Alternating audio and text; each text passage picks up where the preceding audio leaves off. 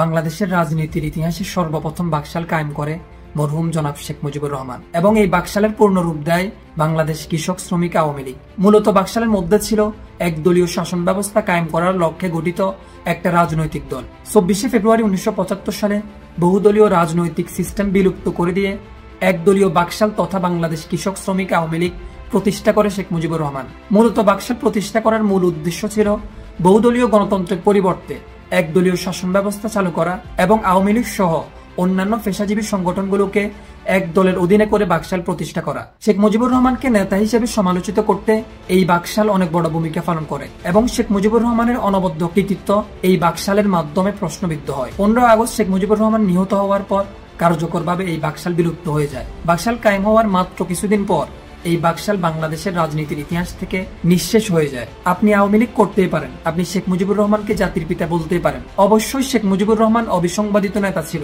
তার মানে এই না যে আপনি সত্যের সন্ধানী হবেন না, তার মানে এই না যে আপনি সত্য ইতিহাস সম্পর্কে ধারণা রাখবেন না।